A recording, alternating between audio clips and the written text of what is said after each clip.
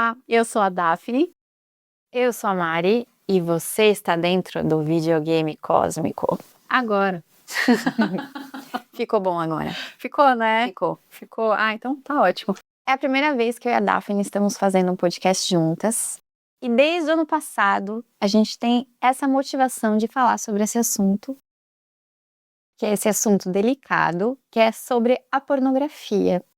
Por que a gente quis falar sobre pornografia no passado? Primeiro, porque somos duas mulheres e a gente sabe que os maiores consumidores de pornografia hoje são os homens, né? Se você olhar pesquisas e tal.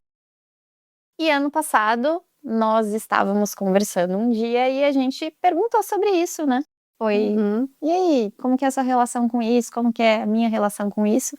E aí a gente decidiu que a gente ia fazer algum podcast sobre o assunto. O que a gente falou na época sobre a nossa relação sobre isso? Eu lembro que quando a gente estava conversando, a gente falou muito sobre a relação que os nossos parceiros ou ex-parceiros tinham com a pornografia e como aquilo afetava a gente, né? Eu lembro que a nossa conversa foi muito para aí.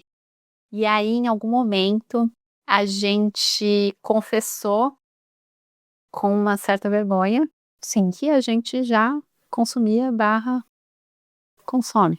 Sim, já é uma realidade, mas que nos últimos tempos, acho que começaram a aparecer muitas pessoas falando sobre isso. Inclusive, a gente tem um livro que a gente se baseou até para falar muitas coisas. Depois a gente pode até colocar o livro direitinho. Sim. Então, eu comecei a me interessar pelo assunto justamente porque ele também veio em um lugar de prática mesmo. Porque como tem toda essa questão do vício, como as pessoas realmente estão viciadas em pornografia e em tantas outras coisas, e aí isso entrou para mim também como algo que eu queria olhar um pouco. O porquê que eu estava buscando, quando eu ia buscar, em que momento que eu ia buscar. Então, acho que também entrou nesse campo que a gente pode relacionar com a nossa prática do dia a dia, assim. Sim. Para quem não sabe, desculpa, mas vou falar. A Samari veio de um retiro longo aí, então ela tá voltando, né, para nossa vida cotidiana aqui, para nossa vida de meros mortais, fora do retiro. E eu acho que esse movimento de vir para o mundo também é muito propício para você trazer esse olhar da prática para as coisas que parecem tão antipráticas, assim, né? Porque, por exemplo, quando você tá ali num momento de vou ver pornografia, vou ver um vídeo aqui, você acha que aquilo é tão contra que parece que você desliga esse cérebrozinho assim de tipo, não, isso não é uma prática, isso é errado, eu não deveria estar fazendo isso. Então eu vou fingir por um momento que não existe a prática, que não existe a possibilidade de integrar esses dois mundos, sabe? É como se fosse o momento do pecado e é o momento, não da punição, assim, sabe? Mas um momento da prática, um momento do divino, assim. A gente faz essa separação das coisas, né? Então eu acho muito legal você falar isso de a gente poder olhar para isso com esse olhar da prática também. É, que a gente já faz essa separação com tudo. A gente já tem um pouco essa dualidade, assim, agora é a hora da prática e todo o restante do dia eu deixo pra lá e eu me entrego. Então, e acho que a pornografia para as mulheres ainda tem esse componente pior, porque a gente se reprime. Sim, é a culpa e a vergonha também, né? Vergonha. Assim, nossa, olha o que eu tô vendo. E aí depois também, olha o que eu vi. Ai, que sujeira nela, até tomar banho. Mas e não é assim para os homens. É engraçado. Assim, eu não quero generalizar, mas alguns homens que eu já perguntei, eles não sentem essa culpa. Nem essa sensação, né, de que isso é errado e sujo e tal, né? Talvez, eu não sei, assim, o Pedro que tá no projeto do videogame com a gente também já falou que ele tenta se conter, sabe? Tenta não engajar, pelos motivos dele, assim, mas ele vê com esse olhar. Mas a maioria dos homens eu acho que não mesmo, né? É difícil porque nós culturalmente fomos treinados, especialmente os homens, numa abordagem mesmo de objetificação das mulheres, do corpo feminino. E nesse livro, inclusive, ela conta a história desde a Playboy, assim. Então tem toda uma estrutura que foi se construindo. E que a pornografia hoje, da forma que tá, é um resultado já de algo que já vem vindo, assim. Então, a gente já tá nesse bolo, eu diria, Sim. há muito tempo, mas as coisas pioraram, porque agora o acesso é Instantâneo. assim. Você entra no Google e o pior é que qualquer pessoa, você pode ser menor de idade, você pode também acessar.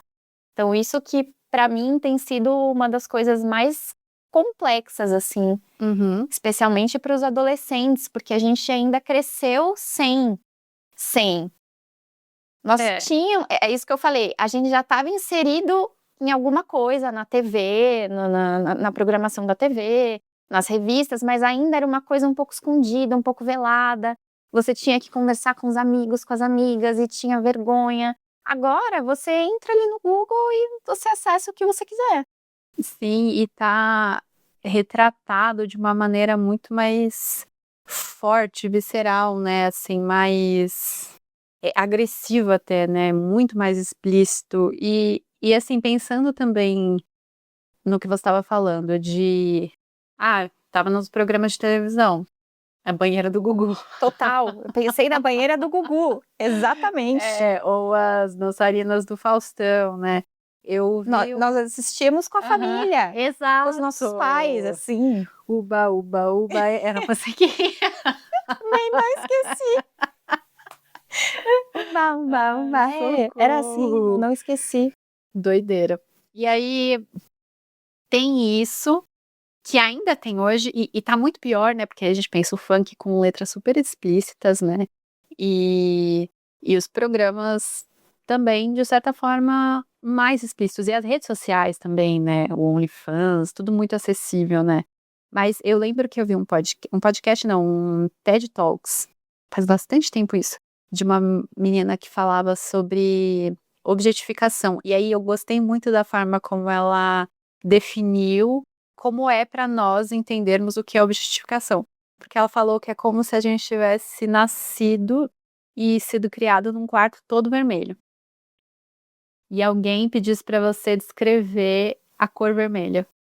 E aí, como é que você faria isso? Se você tá num quarto que é todo vermelho e só tem vermelho, como é que você vai descrever a cor vermelha? Ela falava que a objetificação era um pouco assim também, porque é tanta e é em todos os lugares e é o tempo todo, é difícil você conseguir sair para observar isso, sabe? Eu acho que um pouco de você conseguir também fazer esse movimento de olhar para o seu impulso, que quer que seja com a pornografia, com a prática, também pode ser por causa do retiro, assim, sabe? De você ter conseguido sair, assim, e aí você volta e você consegue observar isso como se fosse um pouco de fora, assim, né? Que a gente começa a perceber que todos esses impulsos, acho que todos eu tô, né, acho que é impossível da gente conseguir olhar para todos os impulsos, mas no dia a dia, assim, a gente consegue.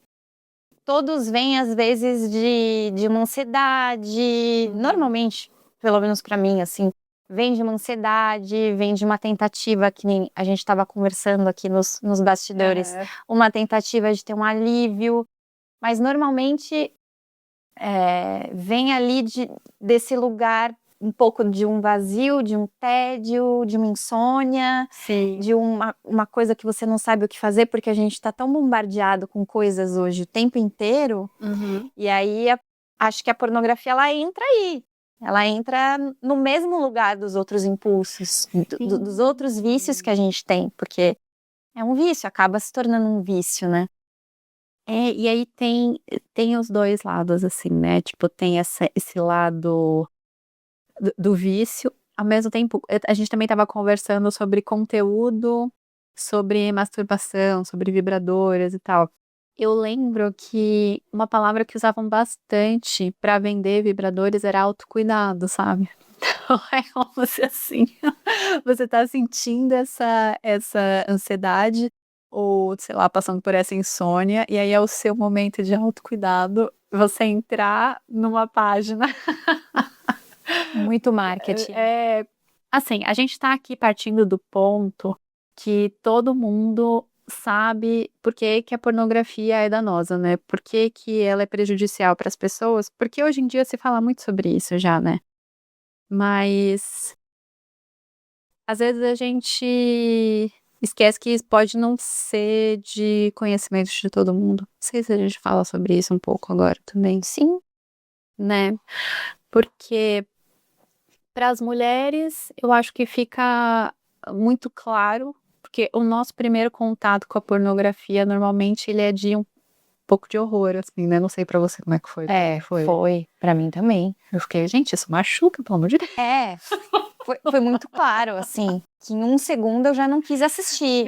Exato, né? É quando você vai, né, se adaptando ao horror, assim, porque você acha que é doloroso, ou então você entra em contato com práticas mais extremas, porque na pornografia os vídeos são infinitos, é o que você falou, né? Quando a gente tava conversando também, né? Você acha o que você quiser lá. O que você quiser. E cada vez você pode ir pra coisas horríveis. Degradantes de todas as formas possíveis. Sim, e principalmente degradante para as mulheres. Então a gente já tem meio que é um conhecimento tácito, assim, né? Que pornografia é danosa para as mulheres, para a visão coletiva, assim, né? Que as pessoas têm das mulheres. E de liberdade sexual. Porque é outra questão que é interessante trazer. Que tem uma falsa ideia de que há uma liberdade sexual.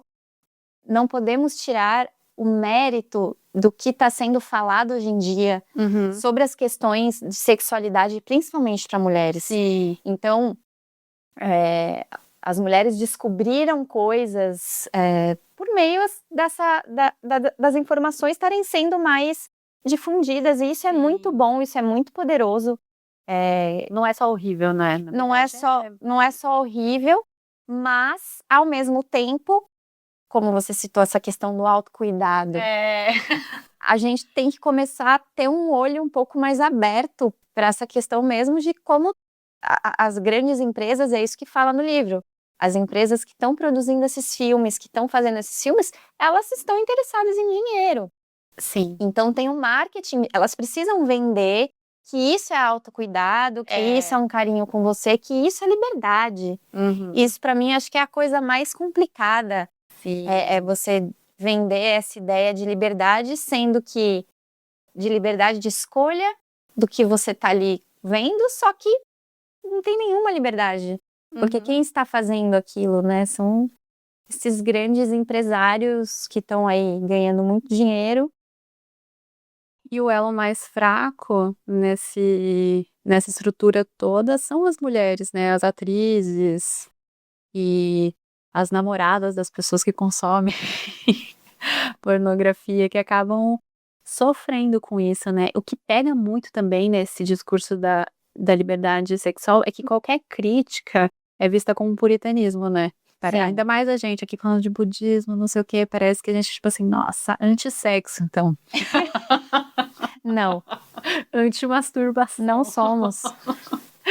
Eu acho que nem tanto, né? Nem tanto. Mas é um assunto complicado de falar. Sim. Vamos aceitar que não estamos num terreno muito tão confortável. Você tá vendo a gente aqui no desconforto. Estamos fazendo uma prática no desconforto. Sim. Mas eu acho que é isso, assim, tem muita vergonha ligada à sexualidade, então é positivo a gente poder falar disso de uma forma mais aberta. Só não acho que a pornografia venha para libertar mulheres, assim, nossa, ó como tem uma mulher livre aqui sendo, sei lá o que, abusada, agredida, ou mesmo assim sendo a dominatrix aqui na situação, sabe? sim. Não acho que seja por esse lado, assim. Mas aí, isso para as mulheres, assim, né? o que eu vejo também é que os homens, de uma maneira geral, eles só começaram a ver o quanto a pornografia é negativa por causa dos efeitos neles.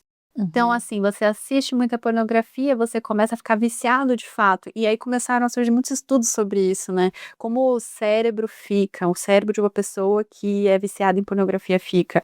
Como a pessoa fica dependente daqueles estímulos. E aí, dependente daqueles estímulos, ela precisa de vídeos cada vez mais impactantes e mais explícitos e mais. É que começa a ficar muito banalizado. Algumas coisas, algumas cenas, elas começam a ficar banalizadas. Perde o efeito, né? Perde o efeito e você precisa ter mais. Como uma droga mesmo, assim como numa droga, exatamente. Você precisa sempre ir além. Sim. Porque aquilo ali já tá muito leve, já tá muito, muito tranquilo. E normalmente envolve realmente mulheres sendo machucadas e animais até. Assim, e assim, ladeira abaixo, assim, né? Vai só a crimes, né? Coisas pesadíssimas. Tem uma história no livro que ela conta que, acho que numa das primeiras edições da Playboy, em 1970 e pouco, tinha um jornalismo ali também, né, na Playboy, mas tinha uma história, era uma narrativa ficcional, e basicamente era uma narrativa sobre um estupro. Então, isso lá em 1970. Sim. Então, o que eu achei interessante de ver um pouco no livro é essa mente que a gente pode falar da misoginia, de toda essa questão que a gente está vendo, o aumento do número de casos de feminicídio, várias coisas. Então, já tinha alguma coisa que estava lá atrás, que foi se construindo. Sim. Para culminar nisso que tá hoje, que eu acho que é um nível um pouco acima do que deveria, assim, né? A mais, né? E vai saindo até sei lá, dos sites de pornografia, realmente, assim, né? Sei lá, nas redes sociais, aquele vídeo, não sei se você viu um vídeo bem famoso do Felca. Vi. Então, aquele vídeo lá da adultização, super fala sobre pornografia no TikTok, né? As crianças ali, mesmo que seja de uma forma sugestiva, né? Como o pessoal usa aquela plataforma do TikTok e aqueles vídeos daquelas crianças para trocar entre si um material muito mais explícito que eles têm, que não pode ter, porque é crime possuir esses materiais, né? Materiais de crianças, enfim, sendo abusadas. E aí, super ali na cara de todo mundo, né? E o pessoal falando assim, link na bio, nos comentários ali. A gente vive essa hipersexualização que ela chama, assim, no livro, que tá em todas as coisas. E ela fala muito da cultura pop também. Sim. Ai, amiga, teve um clipe que eu vi que parecia um grande surubão.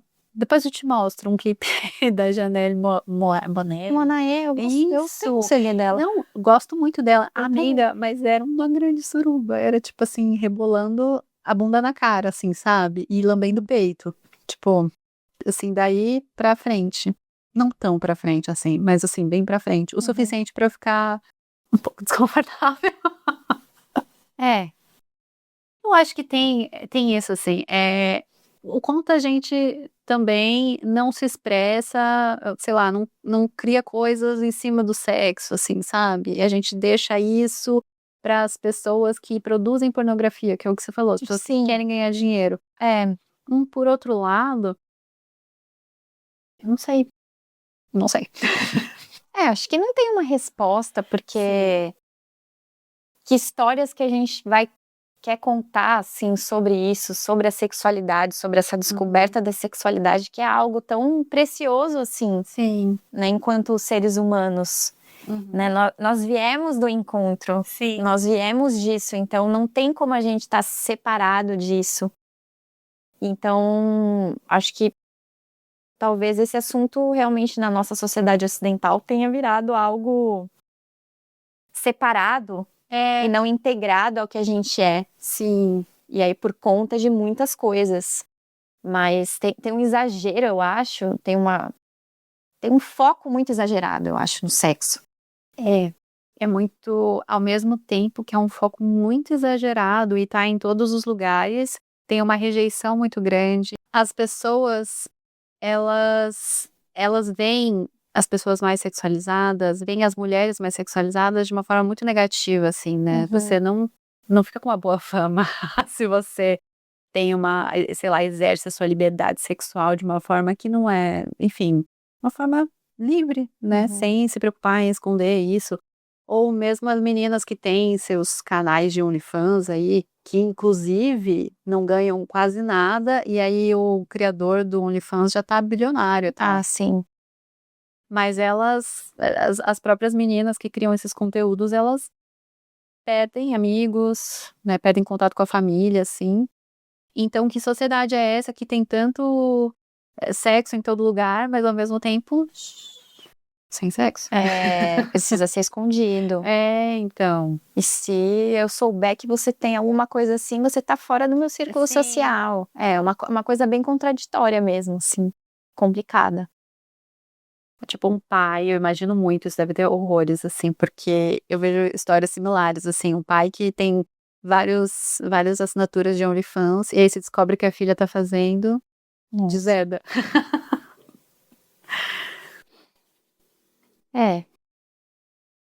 Puxado.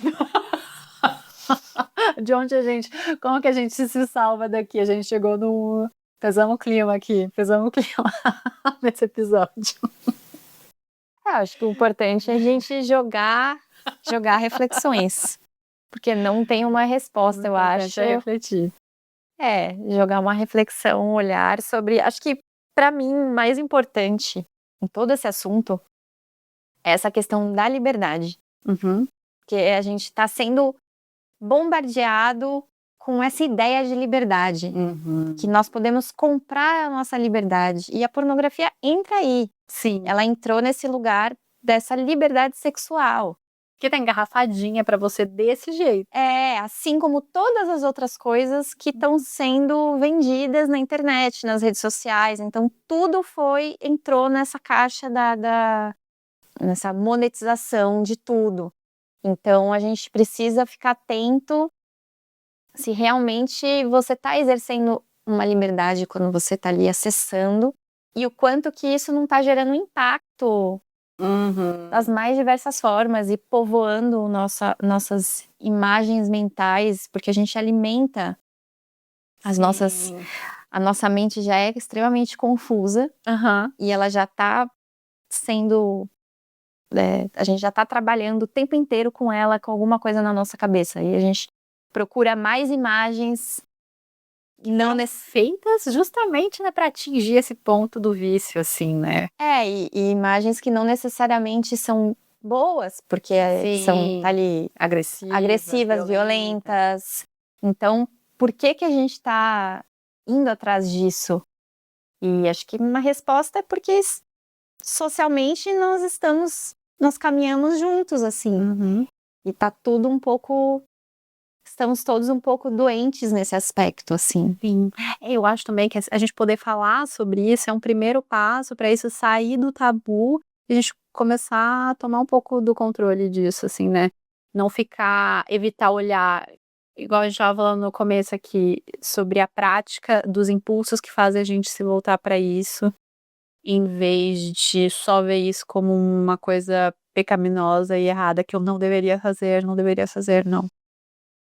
Acho que isso realmente não adianta julgar. Porque, como eu disse, a gente veio disso, a gente não tem como a gente se separar, mas é interessante criar esse espaço um pouco do porquê, com essa motivação. E aí ver que é negativo, assim, né? Porque me pega muito, assim, ninguém vai falar pra você ter o seu momento de autocuidado no TikTok, sabe? Ai, você trabalhou muito, pode ficar aí, autocuidado agora. A gente sabe que isso faz mal pra gente. Então, da mesma forma, ver que a pornografização do sexo não é autocuidado. E a masturbação tá muito relacionada à pornografia, né? Como que a gente pode fazer pra desvincular isso também, né? Sim. E o que a gente tá buscando com o orgasmo em si também, né? Sim, essa foi outra coisa que a gente conversou. que acho que virou algo que você vai atrás pra você chegar no orgasmo e pronto, acabou, desliga. Tanto que tem uma matéria que quando eu fui procurar os países que mais consomem e tal, que eles falam que em média o tempo que as pessoas assistem é 10 minutos. Caraca. Porque provavelmente, porque você vai lá, avança o vídeo. Tá, pronto. Você avança o vídeo, você vai naquele ponto que você quer e acabou, e você desliga. Então, realmente, é um ato de consumo. Virou um consumo, como você vai lá no mercado e compra um chocolate, come e acabou. Nossa, então, pode crer. como realmente desvinculou, essas práticas, assim, né, na pornografia, são práticas, mas são também, não sei, As práticas pornográficas. tudo eu falo agora prática, né, Não, mas é uma prática, é um tipo. Estamos praticando.